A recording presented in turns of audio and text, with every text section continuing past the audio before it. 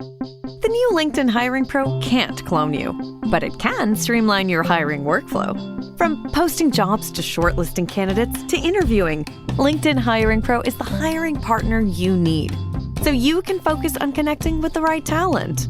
In fact, small businesses report saving over 6 hours per week. So hire right the first time with LinkedIn Hiring Pro. Post a free job today at linkedin.com/quality.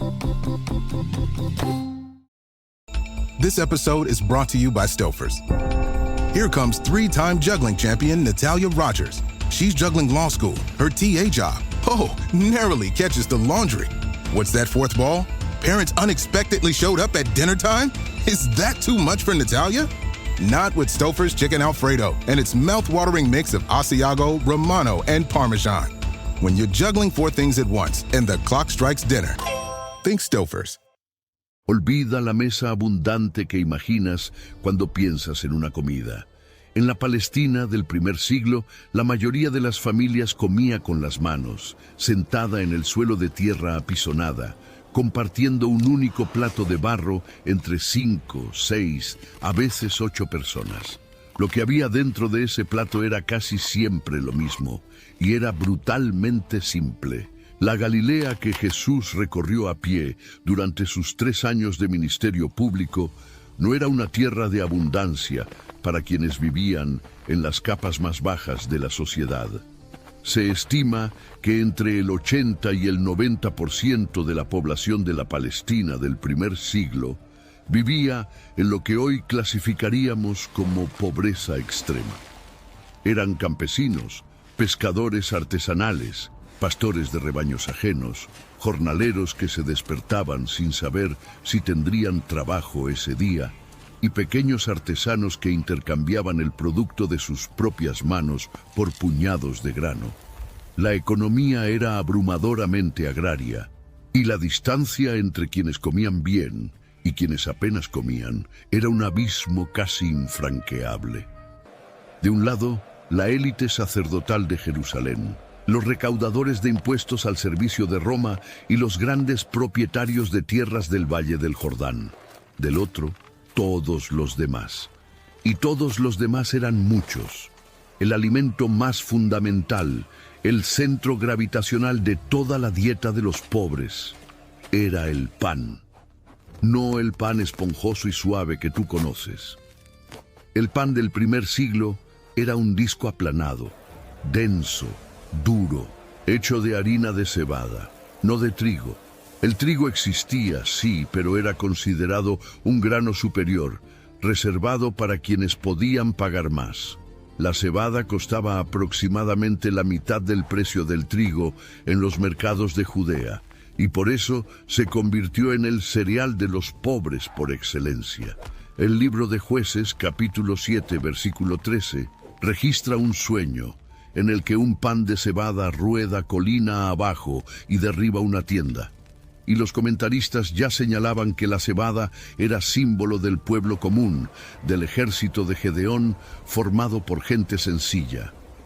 Cuando el Evangelio de Juan, capítulo 6, relata la multiplicación de los panes, el detalle que muchos pasan por alto es que los 5 panes ofrecidos por el muchacho eran de cebada. No era coincidencia. Era retrato social. Aquel chico era pobre. El proceso de hacer pan comenzaba mucho antes del horno. Las mujeres, porque era casi exclusivamente trabajo femenino, se despertaban antes del amanecer para moler los granos. Usaban molinos manuales de piedra llamados muelas domésticas, que pesaban entre 15 y 20 kilos cada pieza. El movimiento era repetitivo, desgastante y duraba entre 1 y 3 horas por día, dependiendo del tamaño de la familia. El sonido de las muelas siendo giradas era tan omnipresente en las aldeas que el profeta Jeremías, capítulo 25, versículo 10, lo menciona como símbolo de la vida cotidiana, y cuando ese sonido se detenía, significaba que la aldea estaba muerta o abandonada. Después de molido, el grano se convertía en una harina gruesa, mezclada con agua y un poco de sal, cuando había sal disponible. La levadura cuando se usaba, provenía de un trozo de masa del día anterior guardado en un rincón de la cocina. Muchas veces el pan se horneaba sin levadura alguna, directamente sobre piedras calentadas al fuego o en la pared interior de un horno de barro comunitario llamado tabún. Esos hornos eran compartidos entre 3 a 5 familias de una misma aldea y había horarios y turnos informales para su uso. La leña era escasa en buena parte de Galilea, así que muchas familias usaban estiércol seco de animal como combustible, lo que alteraba el sabor y el olor del pan de maneras que el paladar moderno probablemente rechazaría en el primer bocado. Una familia promedio de 5 a 6 personas consumía entre 1,5 kilos y 2 kilos de pan por día. Eso significaba que la mujer de la casa necesitaba moler al menos esa cantidad de grano cada mañana, todos los días, sin excepción. Arqueólogos que analizaron esqueletos femeninos de aldeas galileas del primer siglo encontraron deformaciones óseas en las rodillas, las muñecas y la columna directamente relacionadas con el uso continuo de muelas manuales. El pan que alimentaba a la familia literalmente destruía el cuerpo de quien lo preparaba. Después del pan, el segundo pilar de la alimentación de los pobres eran las aceitunas y el aceite de oliva. El olivo era llamado el árbol de la vida en el mundo antiguo, y con razón. Sus frutos servían de alimento directo, consumidos en conserva de sal o simplemente secados al sol. Y también eran la materia prima del aceite de oliva, que funcionaba simultáneamente como grasa para cocinar. Tomorrow morning is knocking. Stock your fridge now. How about a creamy mocha frappuccino drink? Or a sweet vanilla? Smooth caramel maybe? Or a white chocolate mocha? Whichever you choose, delicious coffee awaits. Find Starbucks Frappuccino drinks wherever you buy your groceries.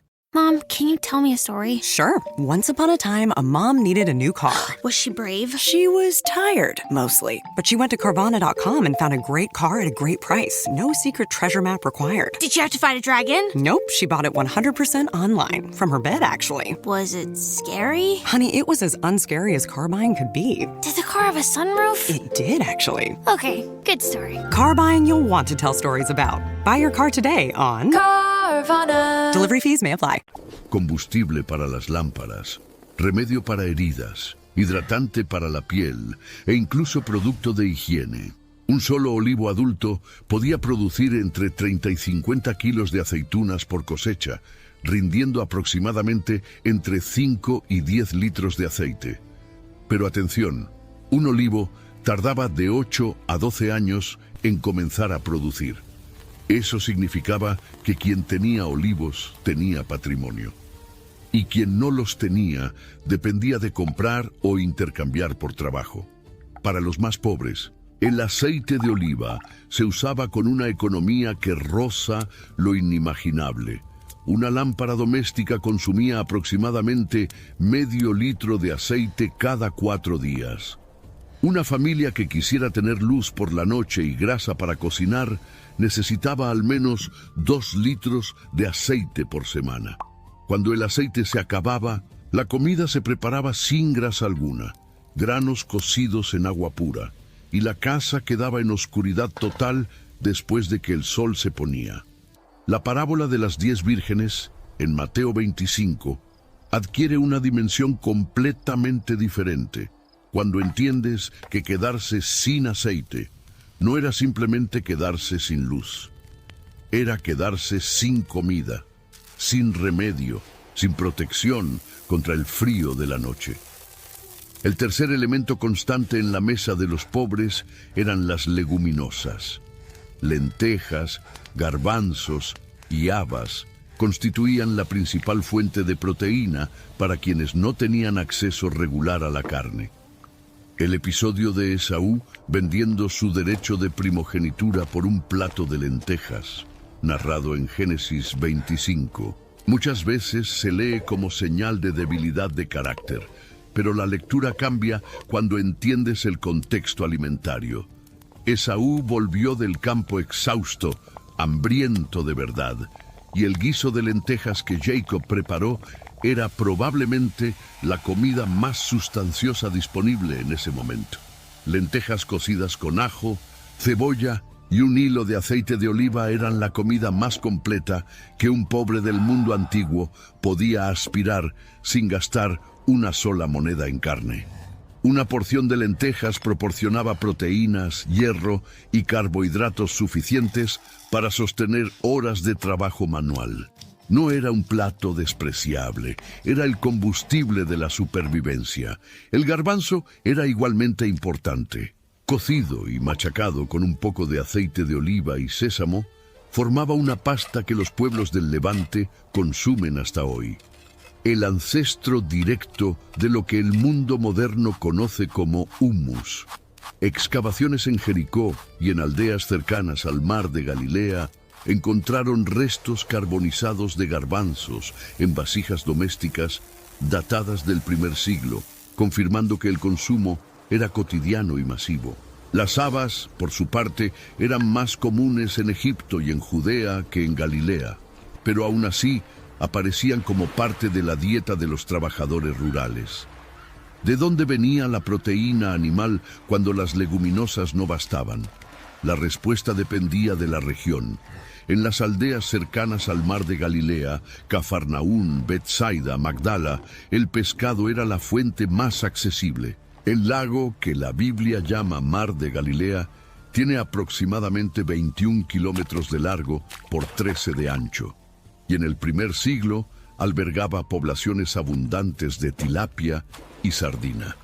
La tilapia de Galilea, hoy llamada comercialmente pez de San Pedro, podía alcanzar hasta 40 centímetros y era pescada con redes lanzadas desde la orilla o desde pequeños barcos de madera. La sardina del lago era más pequeña, entre 10 y 15 centímetros, y se conservaba en sal para durar semanas o meses. Magdala, la ciudad de María Magdalena, era conocida justamente por el comercio de pescado salado. Su nombre en griego, Tarikea, significa literalmente lugar de pescado salado. La sal necesaria para la conserva provenía del Mar Muerto, transportada en caravanas que subían por el Valle del Jordán, y era lo suficientemente cara como para que la expresión valer su peso en sal fuera tomada casi al pie de la letra. Para quienes vivían lejos del lago, el pescado fresco era inaccesible. La carne, por su parte, era un lujo casi absoluto. Un cordero o cabrito solo se sacrificaba en ocasiones especiales, bodas, fiestas religiosas como la Pascua, o cuando el animal era demasiado viejo para producir leche o lana. Matar un animal joven y productivo para comer era un desperdicio que ninguna familia pobre podía permitirse. La grasa animal, llamada sebo, se aprovechaba hasta la última gota. Los huesos se hervían y volvían a hervir para extraer cualquier vestigio de nutriente. Nada, absolutamente nada, se descartaba. La carne de res era prácticamente inexistente en la dieta de los pobres. Los bueyes eran animales de trabajo, usados para arar la tierra y transportar carga. Sacrificar un buey para comer sería el equivalente. If you're a QuickBooks customer looking to grow your business without the growing pains, you need the Intuit ERP. Upgrade to Intuit Enterprise Suite in a matter of hours. It's the AI-native ERP from the makers of QuickBooks. Learn more at intuit.com/ERP. Equivalente a destruir tu tractor y tu camión al mismo tiempo. Solo los muy ricos sacrificaban bueyes en banquetes. Y aún así, el acto era tan excepcional que la parábola del hijo pródigo en Lucas 15 marca el regreso del hijo con el sacrificio de un becerro cebado, justamente porque esa era la señal máxima de celebración. ¿Y la leche? La leche existía, pero no de la forma que imaginas. Sin refrigeración, la leche cruda se agriaba en pocas horas, bajo el calor del Mediterráneo oriental, donde las temperaturas superaban los 40 grados en verano. Lo que los pobres consumían era leche ya fermentada, transformada en cuajada o en un yogur primitivo que podía durar un poco más. El queso era otro derivado importante. Simple, salado, prensado en cestas de mimbre que le daban al producto su forma característica. La palabra hebrea para queso, gevina, aparece en Job capítulo 10. Versículo 10, en una metáfora que compara la formación del cuerpo humano con el proceso de cuajar leche. Era una imagen que cualquier oyente del primer siglo entendía inmediatamente, porque todos conocían el proceso de cerca. Las frutas complementaban la dieta de manera estacional. Higos, dátiles y granadas eran las más comunes y las más importantes. El higo era tan central en la alimentación que la Biblia lo menciona más de 50 veces. La higuera que Jesús maldijo en Marcos 11 no era solo un árbol cualquiera, era un símbolo de sustento. Higos frescos estaban disponibles entre junio y septiembre, pero su verdadera importancia estaba en la forma seca. Higos secos podían almacenarse durante meses, compactados en bloques que funcionaban como barras de energía del mundo antiguo. Soldados, viajeros y trabajadores rurales cargaban bloques de higos secos como provisión de marcha. El primer libro de Samuel, capítulo 25, relata que Abigail llevó 200 pasteles de higos a David.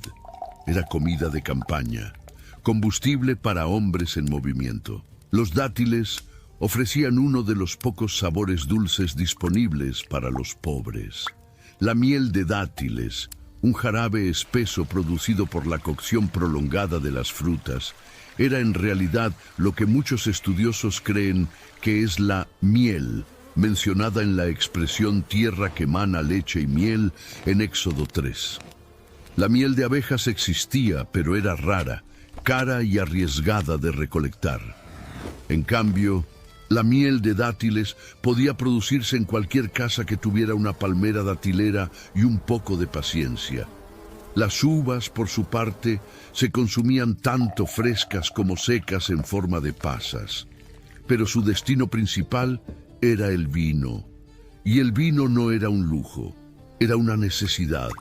En un contexto donde el agua disponible estaba frecuentemente contaminada por parásitos y bacterias, el vino diluido en agua funcionaba como purificador natural.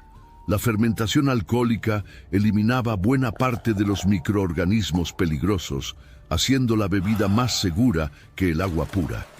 Pablo recomienda a Timoteo, en 1 Timoteo 5, versículo 23, que beba un poco de vino por causa de sus frecuentes problemas de estómago, una orientación que probablemente reflejaba conocimiento práctico común en la época. El vino de los pobres era ácido, espeso, diluido en 2 o 3 partes de agua, y muy distante de la sofisticación de los vinos que la élite romana importaba de Italia y Grecia. Pero cumplía su función. Hidrataba, alimentaba con sus calorías y reducía el riesgo de enfermedades intestinales que mataban a miles cada año. Ahora pone en perspectiva el condimento: sal, comino, eneldo, menta, mostaza, cilantro e hisopo eran las especias más comunes en la Palestina del primer siglo, pero no todas estaban al alcance de los pobres. La sal era la más esencial y la más disputada. Provenía del Mar Muerto o de las minas de sal de regiones como la actual Jordania, y su precio variaba según la distancia del punto de extracción. En Jerusalén, la sal era relativamente accesible. En las aldeas remotas de la Alta Galilea se trataba como artículo precioso. La famosa frase de Jesús en Mateo 5, «Vosotros sois la sal de la tierra», resonaba con fuerza particular entre oyentes que sabían exactamente lo que significaba quedarse sin sal. El comino y el eneldo se cultivaban en pequeñas huertas domésticas y se usaban tanto para condimentar como con fines medicinales. El hisopo, mencionado en el Salmo 51 como instrumento de purificación, crecía silvestre en las laderas rocosas y se usaba para aspergir sangre en rituales y para dar sabor a sopas y guisos. Una comida típica de una familia pobre galileana en el primer siglo seguía un patrón casi invariable. Por la mañana, pan de cebada con aceituna. Walmart Business saves you time, money, and hassle, which means you can focus on what really matters, like putting the money you save back into what you do, spending more time training your team, filling orders, and finding new clients. Anything and everything, right down to, oh, that's one, choosing the best hold music. Walmart Business. It's the Walmart you love, now for your business. Learn more at business.walmart.com. Don't let tax refund worries hold you back. File now with TurboTax on Intuit Credit Karma. They'll find every credit and deduction to help you get every refund dollar you deserve, or your money back. Start filing today in the Credit Karma app. O un puñado de higos secos acompañado de agua o leche cuajada. Al mediodía, cuando había algo, era un pedazo de pan con pasta de garbanzos o un puñado de granos tostados que los trabajadores llevaban en el bolsillo. La comida principal ocurría al atardecer, cuando la familia entera se reunía en el suelo de la casa. Generalmente, un único recinto de 4 por 5 metros que servía como sala, cocina y dormitorio. El plato central era un guiso de lentejas o garbanzos con cebolla y ajo, sazonado con comino y servido en la vasija en que se coció. Todos comían del mismo recipiente, usando pedazos de pan como cuchara. No había cubiertos, no había platos individuales, no había mesa. Esa ausencia de mesa es más significativa de lo que parece. Cuando los evangelios describen la última cena, el texto griego original indica que Jesús y los discípulos estaban reclinados, posición típica de los banquetes grecorromanos de la clase alta, donde los invitados se recostaban en divanes alrededor de una mesa baja. Ese detalle sugiere que la cena pascual era una excepción ritualística, un momento en que incluso los pobres imitaban las costumbres de los ricos como forma de celebrar la libertad del éxodo. En el día a día, sin embargo, nadie se reclinaba. Se sentaban en el suelo con las piernas cruzadas alrededor de una estera de paja. El consumo de huevos era irregular y dependía de la disponibilidad. Gallinas domésticas ya existían en la Palestina del primer siglo. Evidencias arqueológicas confirman la presencia de huesos de gallina en sitios como Jerusalén y Séforis, pero la producción de huevos era impredecible y generalmente baja. Una gallina antigua producía entre 50 y 100 huevos por año, mucho menos que los 300 a 350 que una gallina moderna produce por selección genética. Los huevos se consumían cocidos o mezclados en masas, y frecuentemente se vendían en el mercado en vez de comerse, porque rendían monedas que compraban granos suficientes para alimentar más bocas. Las verduras eran simples y limitadas. Cebolla, ajo, puerro, pepino y lechuga silvestre eran las más comunes. El libro de Números, capítulo 11, versículo 5, registra la queja de los israelitas en el desierto, recordando con nostalgia los pepinos, melones, puerros, cebollas y ajos que comían en Egipto. Un pasaje que revela tanto el valor de esos alimentos como la monotonía de la dieta en el desierto. En el primer siglo, esas mismas verduras seguían siendo la base de la alimentación vegetal de los pobres. Se consumían crudas, en ensaladas sazonadas con sal y vinagre, o cocidas en sopas que aprovechaban cualquier sobra disponible. ¿Y qué bebían los pobres además de vino y agua? La cerveza de cebada existía en las regiones con influencia egipcia, pero no era común en la Palestina judía. El vinagre diluido en agua, llamado posca por los romanos, era la bebida oficial de los soldados romanos y de los trabajadores manuales. Era barato, duraba semanas sin estropearse y quitaba la sed con eficiencia. Cuando los evangelios registran que ofrecieron vinagre a Jesús en la cruz, no era necesariamente un acto de crueldad adicional. era lo que había disponible. Era la bebida de los pobres y de los soldados. La conservación de los alimentos era una batalla constante contra el calor y los insectos. Sin refrigeración, sin envases herméticos, sin ninguna tecnología más allá de la sal, el sol y el aire, cada alimento tenía un plazo de vida corto e implacable. Granos secos duraban meses si se almacenaban en jarras de cerámica bien selladas con cera de abeja. Aceitunas en salmuera podían durar el año entero. Higos secos y dátiles aguantaban semanas. Pero cualquier plato cocido necesitaba consumirse el mismo día. Sobras dejadas para el día siguiente atraían moscas, larvas y bacterias que causaban enfermedades intestinales devastadoras.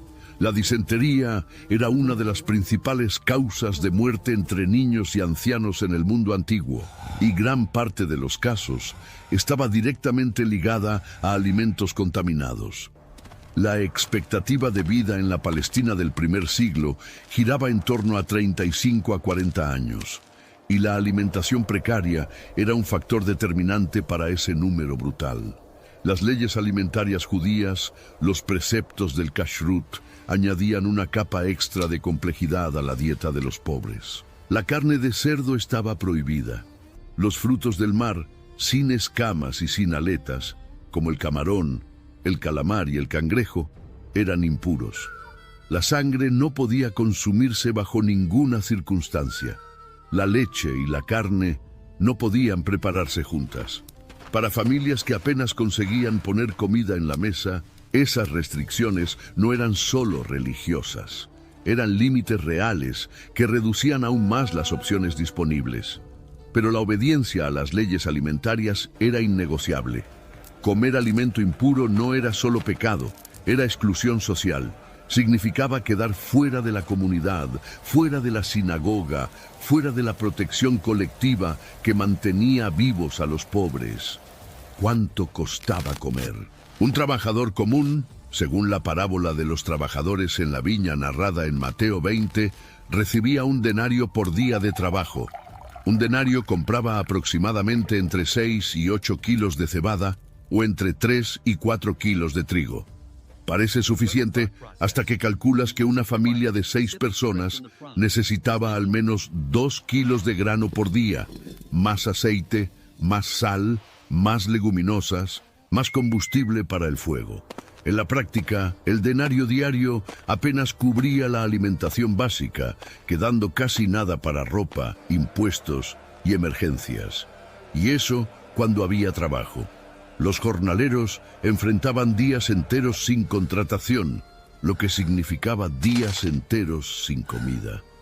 La parábola que Jesús cuenta no es solo sobre la generosidad divina, es sobre desesperación real.